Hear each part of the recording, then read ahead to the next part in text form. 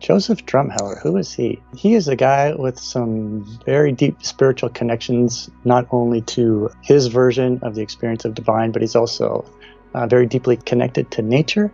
And he's a guy that's very passionate about living and connecting to other people. So I've had what I would call two spiritual awakenings in my life, and they were both processes that last probably, 18 months to 3 years, each of them. And the first one was in 1991, and I was intrigued with hypnotherapy. I'd read a newsletter in a bookstore way back when. And I looked up a woman who actually did hypnotherapy in a small town that I was living in. And my initial experiences in hypnotherapy were mind-blowing. And so deeply mystical experiences. So we went into this session, and she said, she's somewhat of an intuitive woman, and she said, well, why have you come to see me? And I said, well, I read this article in a newsletter. I thought it'd be really fascinating to try it out. And then she kind of looked at me, and she paused, and then she asked again, no, why are you really here? And I was kind of stunned. I didn't know what to say. I was like this normal guy who, grew up, went to school, got an education, got married, had a couple little kids, and I was just kind of doing that. I was doing the normal life thing. And then I said something to her that when I was saying it, and then even afterwards, after I'd said it, I couldn't believe what was coming out of my mouth. It's like somebody else was saying it. I don't know if you ever had an experience like that. Yeah. And what I said to this woman was, I said, well, I feel like I have a block to my creativity. And even when I said that, that's really funny because I came from a very uncreative family. I have no creative inclinations whatsoever. I was just kind of this normal guy with kids, So then we went into the session. She took me into this deep state of relaxation. And then she was doing whatever hypnotherapy techniques that she was using. And then she stopped right in the middle, just stopped. And of course, being somewhat intuitive, she just said, what does the word abandonment mean to you? And as soon as she said that, it's like I just exploded into tears. And I started sobbing and weeping. And I saw every issue of abandonment that I've had throughout the course of my life just come at me like one after the other, like I was speeding, like a freight train speeding down the track, seeing all these abandonment issues going by me.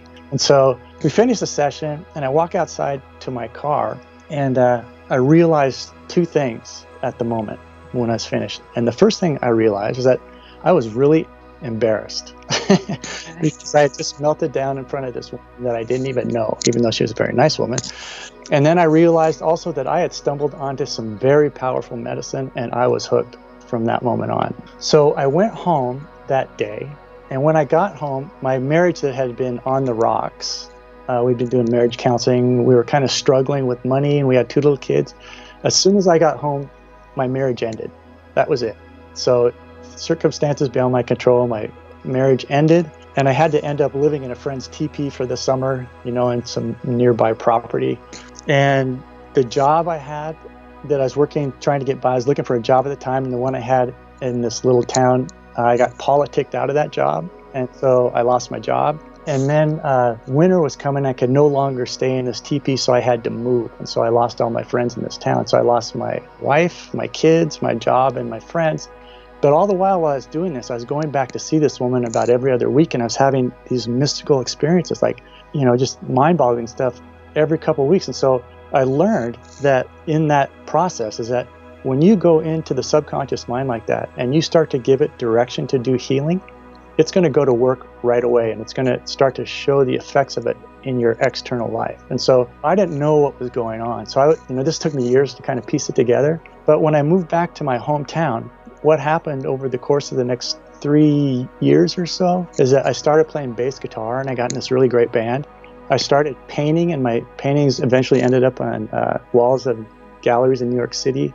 And then I started writing, and to this date, I've written probably more than 30 books. So what happened is that in that process of going into this woman and saying I needed a block to my creativity, what happened in this work with her is that every single obstacle that was preventing me from being a creative person got removed.